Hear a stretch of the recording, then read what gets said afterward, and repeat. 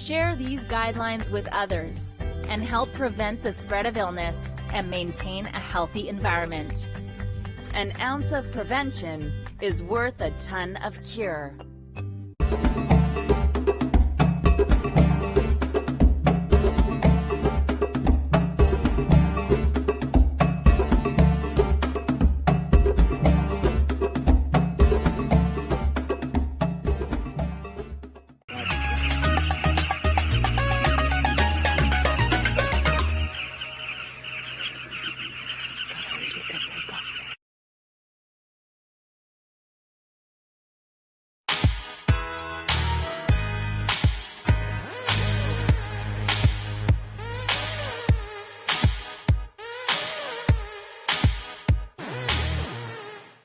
In last week's episode, we heard the tragic tale of how Aldo Timbo and his pregnant wife, Tuli Timbo, lamented the violation of their human rights and their disappointment in the country's justice system after they were arrested and charged with possession and cultivation of marijuana. Here's some of what cannabis activist Aldo Timbo said.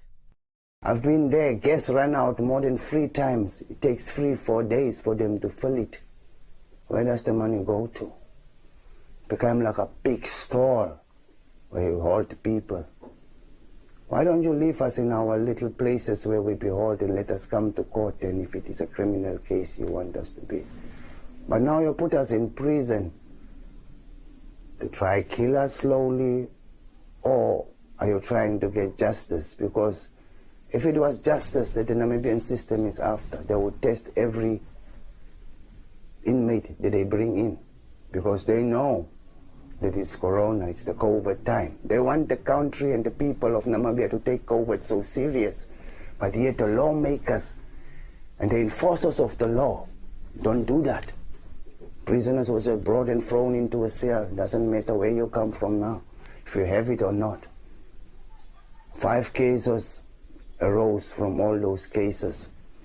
Police couldn't move inmates because some of these inmates are gang affiliated. And they threatened police, because recently we know that police got stabbed by inmates and they have that fear.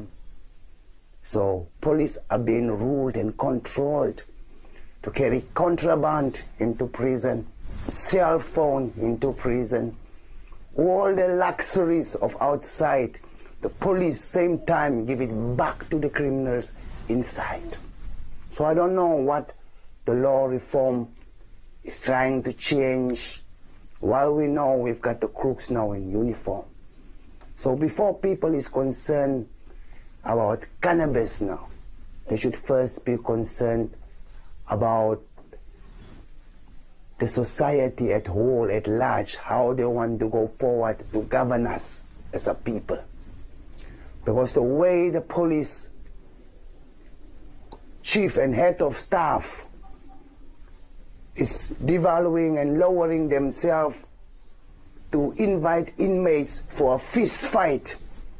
If he should be the head of police, we understand that he should be trained in handling and controlling such kind of things. If the police are the worst now, they should rehabilitate inmates. How would inmates change? How would you control crime? How would you bring a change? That's why you come on petty crimes like cannabis, Rastafarian community, because we're non-violent people. So you have to fight us because of one thing, our use of sacrament, cannabis. Inspector Eleni Shapumba is the head of the Community Policing Division at NAMPO, with public relations falling under his jurisdiction. I put some of the allegations made by Aldo to him and asked him about the living conditions of trial-awaiting inmates. I can tell you we are part of the Namibian police force. The police force that the public should champion. The police force that the public should promote and feel proud of having their own police force. We are part of the system. We are working under the principles of delivering excellent policing for a safer Namibia. One of the most important policing issue is human rights, respect for human rights. And that is what we have been up to, promoting and protecting the rights of citizens. We know the rights of citizens in terms of Article 12, Article 11. Article 11 talking about arrest and detention, 12, fair trial. Nobody shall be presumed innocent. Everybody shall be presumed innocent until proven guilty. That's a very important principle that we are anchoring our conducts on, or principles. Those allegations of human rights violations, I do not know, I have not heard of any from Hofstra. There were some sort of a misunderstanding in Swakopmund, at Swakopmund police station, in the holding cells. There were inmates that became unruly, not following the rules and regulations. As we speak, we are investigating the case of malicious damage to state properties, where inmates went to an extent of damaging the whole kitchen that was supposed to cook food. And we cannot say because of 3 inmates, the rest of the inmates must not eat at the cells. But I'm saying that if there are any issues pertaining to violation of human rights, we believe those whose rights have been violated have that right to go and open criminal cases. We have opened cases. The cases are going to court, malicious damage to state properties. We have not violated anybody. If we are here to save the issue of violation of human rights, we could have been accused of violating human rights at all the cells. We are not only taking inmates at one police station. Why only that particular station? I mentioned that Thuli reported the case of an asthmatic woman who died in the Narraville police cells, possibly due to exposure, as she said it was very cold in there. When you call it a reality, I think I should look at that word for reality. Those are allegations which need to be proven or disproven. But we are saying that we respect human rights. If there are problems in the cells, we are visiting the cells as senior officers. Myself, I also visited most of the cells, the station cells, in few weeks when I was on duty. If there are issues of that nature, those issues should be reported to the police station commander.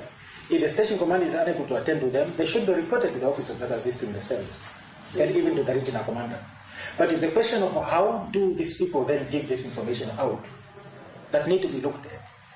Because some of the people that are even giving this information are the people that are at the cells. But we can tell you a cell, a police cells cannot be compared to a hotel. It's not a hotel. It's a police holding cell. Unfortunately, that is the standard that we are able to provide. If we need to urge, is maybe people really to behave themselves properly in the communities there, so that we can avoid situations of crime that are leading to arrest and detention in the cells. But we are saying that in as much as we are also advocating against commission of crime, we are saying those that are arrested, in as much as they have those rights, should be treated as human beings. If there are issues of violation of human rights, we should be informed about them. We have internal investigations within the police that can investigate them, can investigate those matters. But not mere allegations that are not based on any grounds. I then asked him to respond to Aldo's allegation that the inmates were not even tested for COVID when he was incarcerated. But why did he not come to raise that issue with us? Because we are not aware of it. Yeah, he must come and raise that issue. We are not aware of it. But overcrowding, that's another issue. Obviously, people committing crime, we must keep them. We have not built new cells ever since. But people continue to commit crimes, we must put them. I also asked him why women awaiting trial that are arrested in Swakopmund are brought to Walfish Bay. We don't detain them at Swakopmund, we detain them at Narraville. We have facilities for women. We don't mix women with men. I think that person is not talking. Yeah, there's no detention facility for women in Swakopmund. We detain them in Narraville. That's more safer and convenient. All other women are there. Look, it should not be seen as if detention is a dangerous thing. In actual fact, we should interpret detention in a positive manner as well. If you have committed a crime and you are arrested and detained and taken to court as a procedure, you should also see it as if you are in a safe custody. Because you are in a safe custody actually. If you committed a crime in society, the society does not approve your conduct. If you are left today in society, what will happen to you? Do people see that from that angle?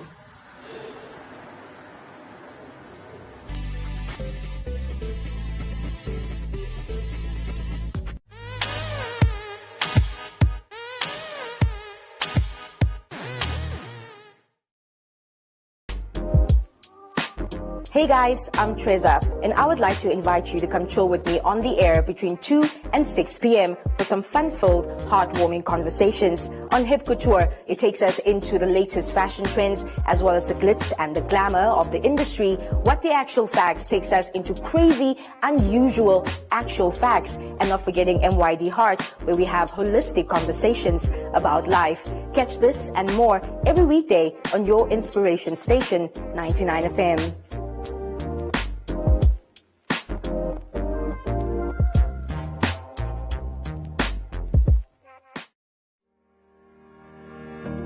Ask the Mayor, a new One Africa TV initiative that gives you the platform to ask Windhoek's Mayor burning questions. Coming soon to One Africa TV, the Ask the Mayor series will see His Worship Dr. Job Amupanda provide answers to the questions you want to hear. Simply SMS the words Ask the Mayor followed by your question, your name and the town you're from to the number 555. It's that easy. His Worship, the Mayor of the City of Windhoek, Dr. Job Amupanda, is waiting for your questions. Ask the Mayor, a proud One Africa TV initiative. PEP brings you big summer savings with women's dresses just $89.99 and girls' dresses from $54.99. Babies' dresses are only $32.99. Hot summer, cool savings, cuter dresses. Now everyone can pep up their summer. Life's better with PEP. Dear teachers, we know all the hard work you put in every day to make sure our kids get the best education possible. It's also our goal here at One Africa TV's #LearnOnOne.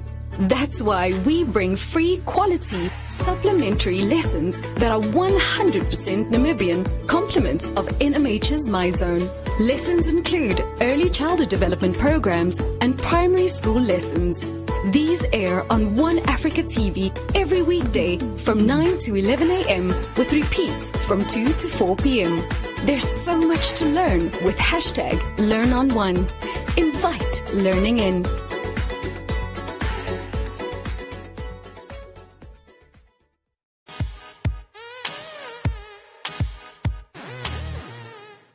Angela Prusa, chairperson of the Cannabis and Hemp Association of Namibia, has long been lobbying government to legalize marijuana and shared her thoughts on the frequent arrests of cannabis users and dealers in Namibia via WhatsApp.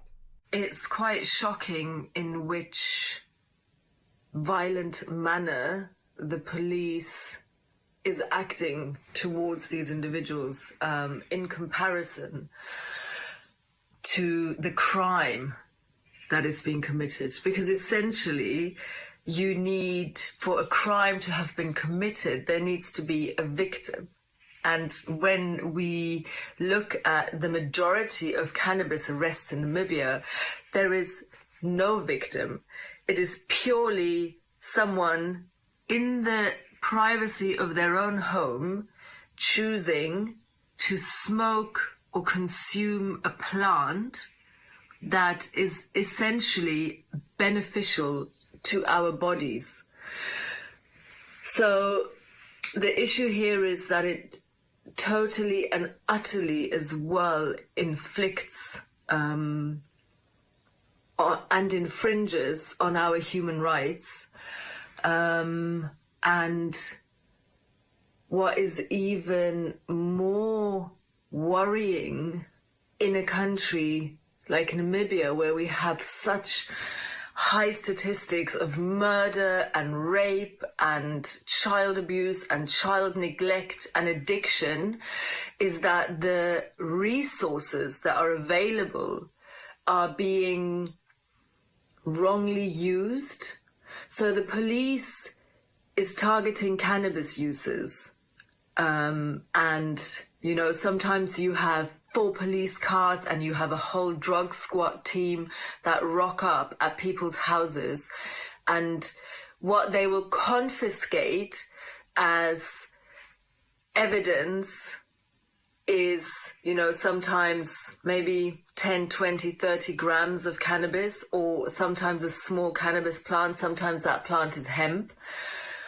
And that costs thousands of Namibian dollars, not even to mention the fact that then the taxpayer is paying for this, but also the taxpayer is paying for that person to be taken to the holding cells and spend however many days in the holding cells, because generally, you know, arrests are being made on a Thursday so that the person has to spend the whole weekend in jail, which is being paid for by the taxpayer. On Monday, they go to the courts, which is paid for by the taxpayer. Then they go back to the prison. Then they have to do a bail application. So all of these resources could be utilized by, you know, protecting the public, could be utilized by serving the public, could be utilized in investigations for murder and rape and actually showing up when these things happen. Because there's so many examples within our community where when there has been a violent crime committed, when there is a victim and that victim is a human being and that human being has been hurt by someone else, whether that's being raped, being murdered, being assaulted, you know, the police has no resources to show up for that. Yet when it comes to a plant that is being used where there is no harm done to any victim, the police comes out in full force. So if we change that narrative, if we, you know, take the resources that are currently being spent on cannabis in Namibia and we redirect them to deal with the actual problems, you know, we will actually see positive change in our society.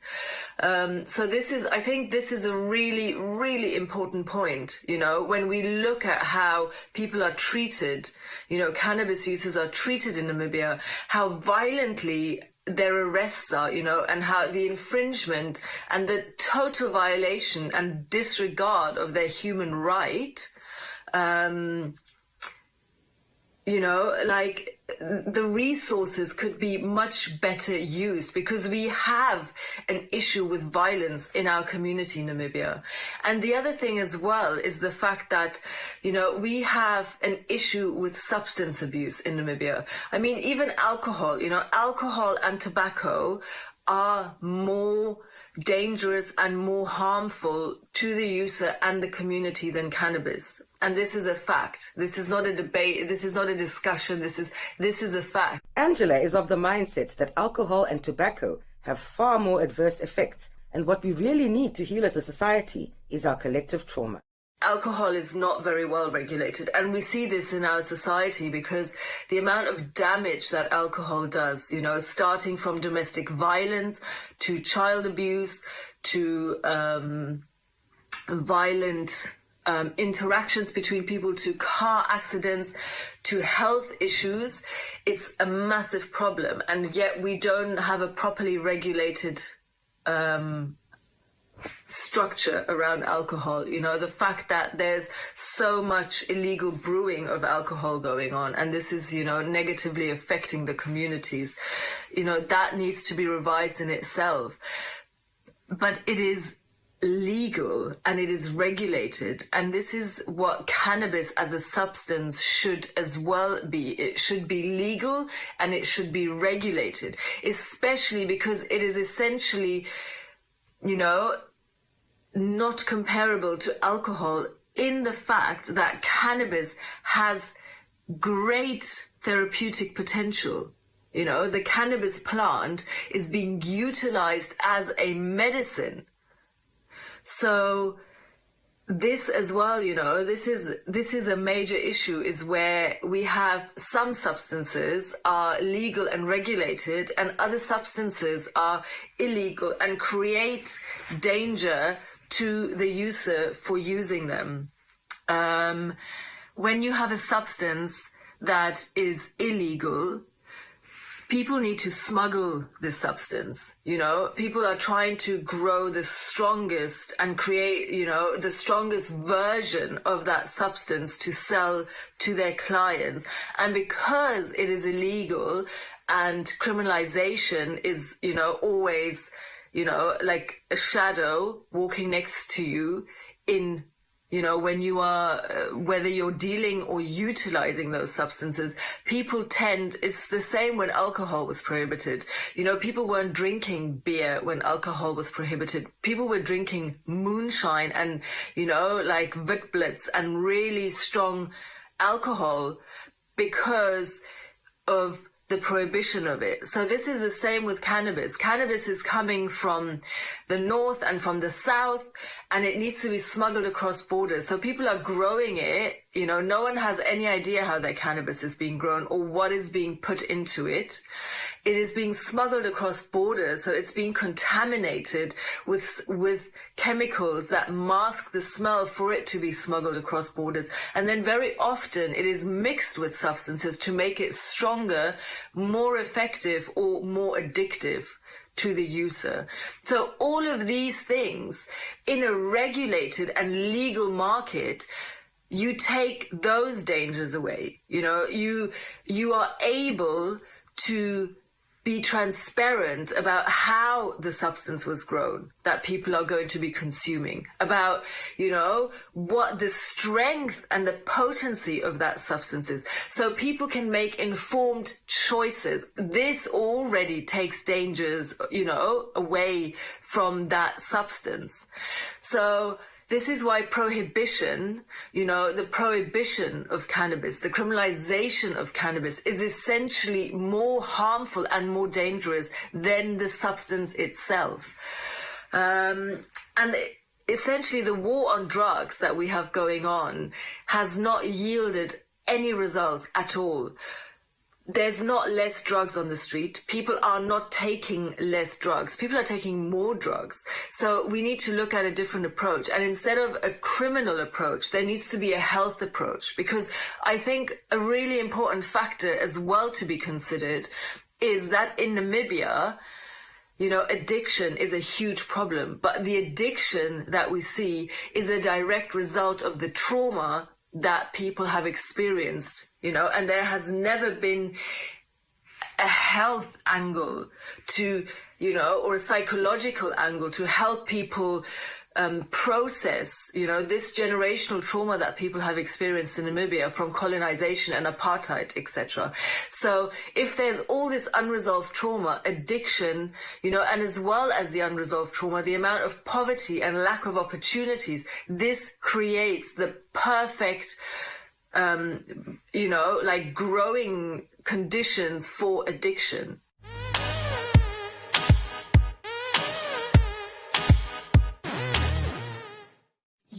With trusted quality and great value on all Clicks brand products, switch and save.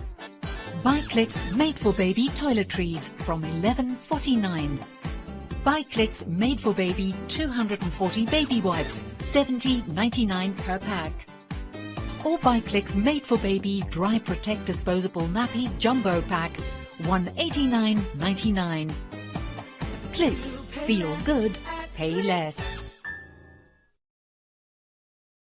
Oranjemund, established in 1936, from which point onward CDM, now Namdeb Diamond Corporation, provided every service, the schooling, infrastructure and entertainment required for the people of the town. The winds of change is blowing over Oranjemund, which is no longer a closed town. This ship was commandeered by King Jao III, and he actually sent a knight to Spain to go and fetch some money from investors, because they wanted to go and fetch some spices in India. When we were kids, the mine delivered milk, bread, and black paper, black plastic bags for your rubbish, and cleaned your garden, did the maintenance of your house. You had furniture already installed in your house.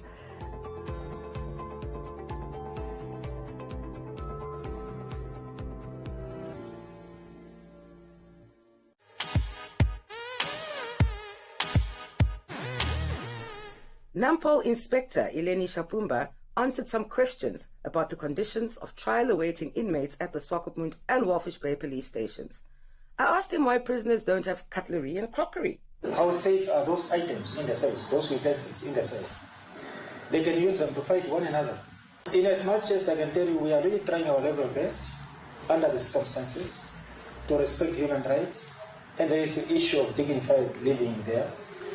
in as much as we can. But I'm saying, if there are issues of that nature, we visit the cells every day. We don't pick up those issues. Why are they not being brought under our attention? I asked him again whether inmates are tested for COVID before being locked up. We are not medical doctors, because testing is an issue of medical doctors. What we do is at least to make sure that those that are coming in, the new ones, are kept in a separate cell for a certain period of time, observing them, and then they can be put later, when you can see really that there is no ground for infecting others.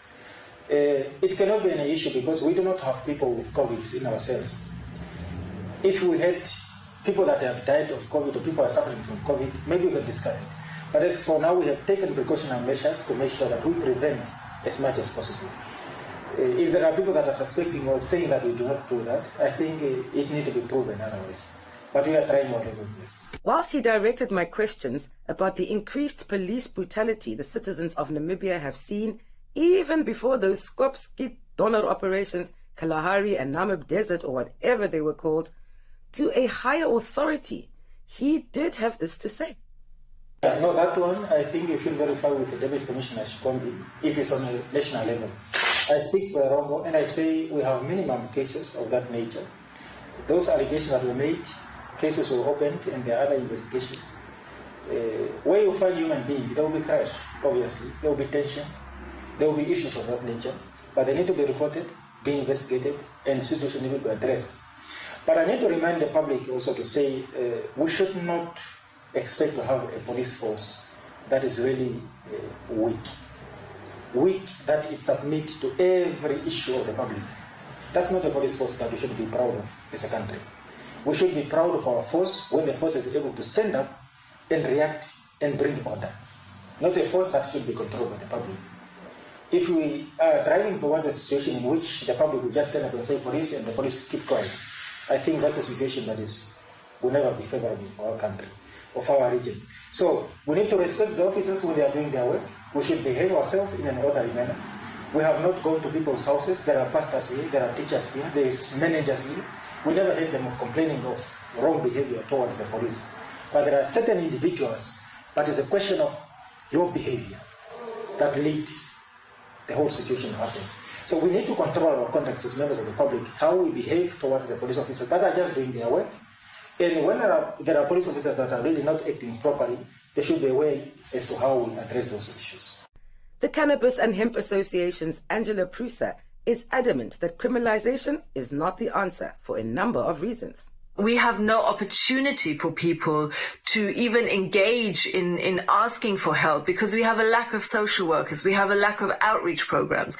We have, as well, the fact that the majority of substances are illegal. People don't tend to ask for help. So, and the other thing as well is we have one rehab facility in Namibia that is government state run, which is in Windhoek, which has a minimal intake of people and is still at 1,500 Rand per 5-week intake, is not affordable for the majority of people in Namibia. So these are all really important factors when we discuss the legalization of cannabis. The legalization of cannabis for me and for the association, the Cannabis and Hemp Association, and I think for many people who are wanting the same, is not about, we just all want to be smoking dacha on the street. But even that, if we all want to be smoking dacha, that's also okay. That should be our right, In a society, we need to tolerate each other's choices in life. And we have rights to partake